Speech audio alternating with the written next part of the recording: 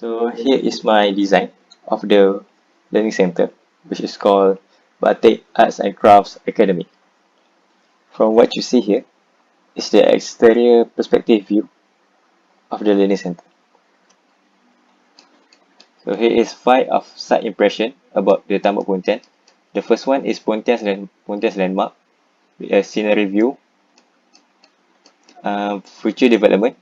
It's about commercial, cultural food and beverages, seaside pavement and tourist attraction.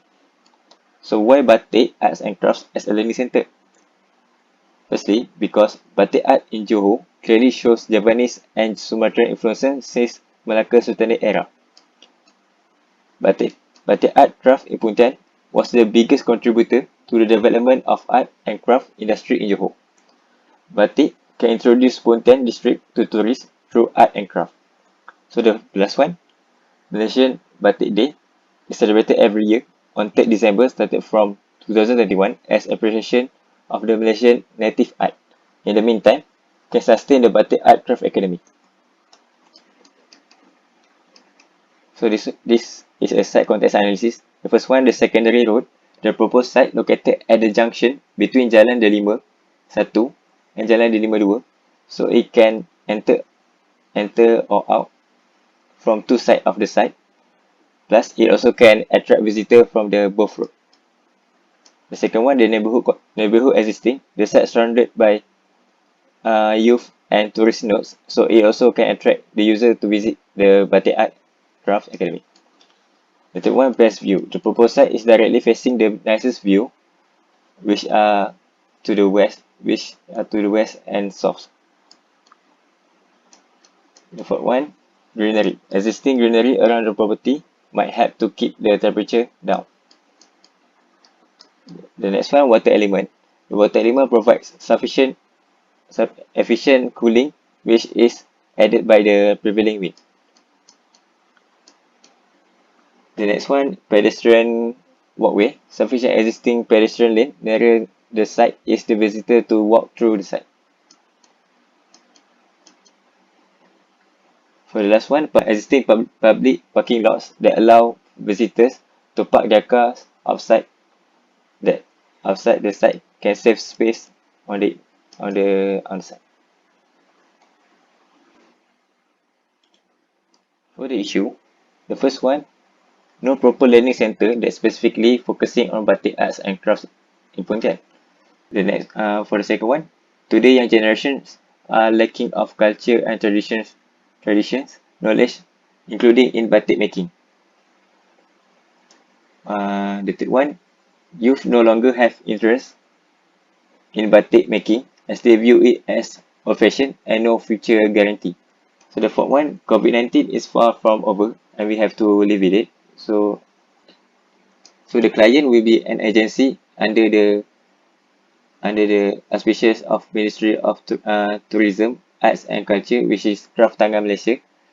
So the next point is target user. The main user is youth.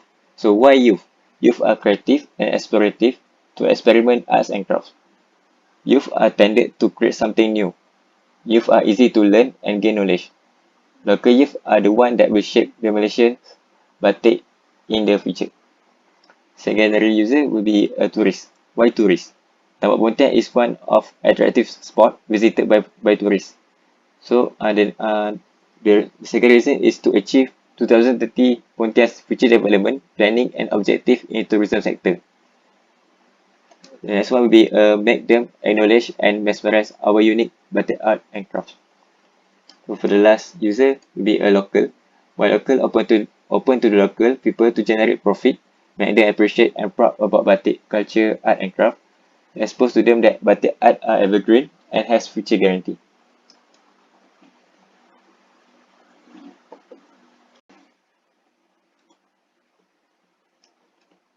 For the design concept, it's based on the dynamical of Javanese batik pattern.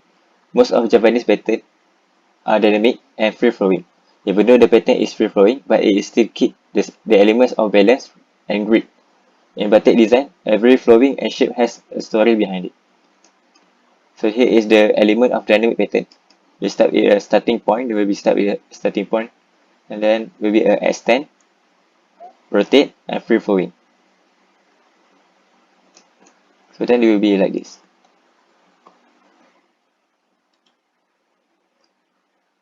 The next point is the form development. So we'll start with the site. The proposed site facing the best view and directly connected to the second road. The next one, arrange the program with the zoning to achieve systematic circular of space and view. So the ground floor will be a public and semi-public. The first floor will be a private and private. But for the first floor, there will be a slightly public and semi-public at the right side. And then will be a rotation, extension, and view. Rotate the left part and extend some part of the building to give maximum view for the user and shows dynamic form that relate with the concept. And then will be a lighting and stack effect. Propose a courtyard to allow natural lighting and stack effect into the building in the middle part. Because the peak wind direction come from the south side. So there will be a big opening from here. And then will be a greenery alongside road. Propose greenery alongside road that can give sense of welcoming for the building. And then the last one, facade and roof. The facade and roof inspired by the free flowing element in the dynamical batik pattern.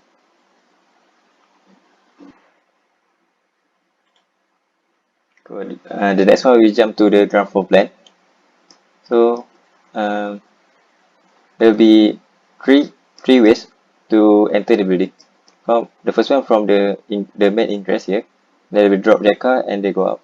So the second one will be from the pedestrian walkway, from the existing, and then the third one is from the public car park. Once they park their car, they will using the pedestrian walkway, and then they will continue to enter the building. Okay, so from the drop off area, they will enter the building, and then they will see a reception area, and then there will be a digital multimedia that shows about batik arts and crafts. So and then there will be a gallery, physical gallery that shows about the batik arts and crafts. Then at the back side there will be utilities at the back. All all at the back here is utilities. Start with the number 17. 17 is a ladies musola. 18 is a gents musola. 19 is a storage, and then there will be a emergency exit here. Then there will be a gents toilet, OKU toilet, and then ladies toilet. And number 23 is a M&E room. So for the number 16, there will be a workshop area, a workshop room. And then number 25 here is a workshop also, but this one is an outdoor workshop that focusing on process of drying the batik.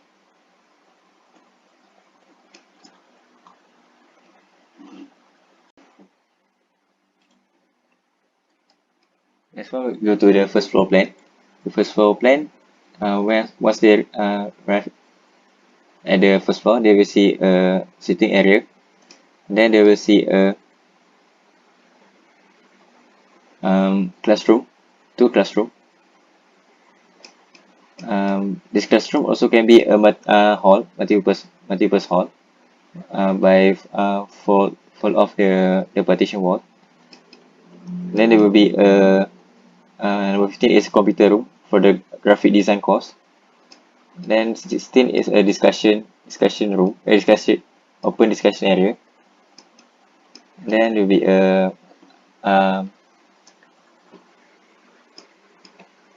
cafe here. And 18 number 18 is outdoor discussion area. And number 19 be a management office. And this one here is a pantry and documentation area and toilet that connected with the office. And for number 23 here is a aircon latch. So it is a bit of perspective view. This one is perspective towards workshop. This one towards sitting area. This one towards computer room. This one towards open discussion area.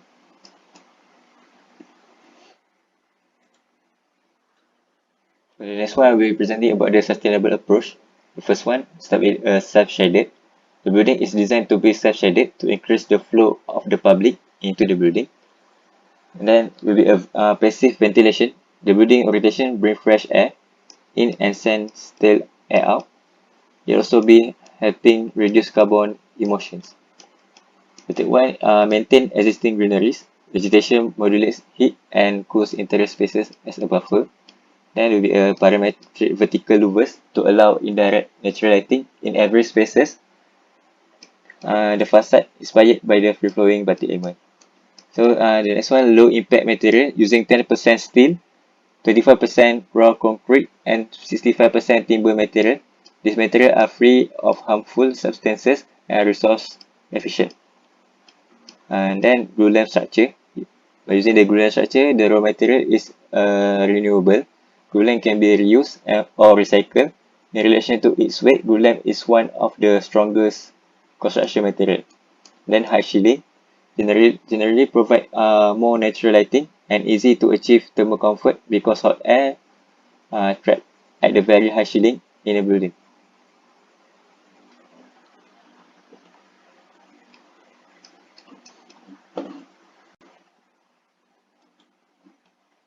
The next one will be presenting about the content within context. So the first point about it is about internal focus. Quiet as a place for gathering the community. At the same time, tourists attracted to see community in Malaysia gather and unite. Next one, program notes. All of the program notes such as workshop, gallery, multi-purpose hall, classroom, discussion area, and cafe located at the frontier to attract targeted user using a cross view. Then the next one be a best views. Left part of the building rotate 60 degree to maximize views instead of facing the commercial area. It is better facing the scenery view C. Other part of the building are extended as well to achieve the same objective. Then there will be and then the next point is about cross vision.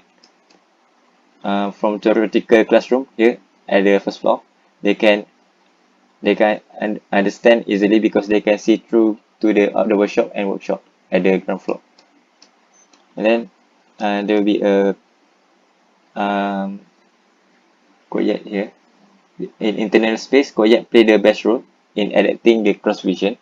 The first level can cross view to the ground level. It create communication or social from a long distance. Elevation, and then will be a right elevation, left elevation, and rear elevation. And then next point I'll be presenting about the facade treatment.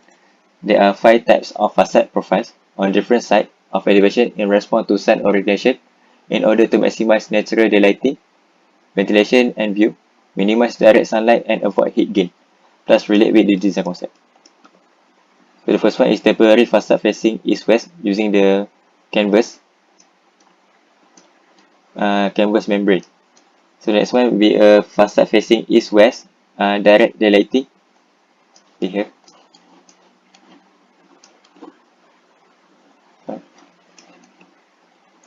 And then facade facing to northwest, direct natural ventilation and direct natural daylighting.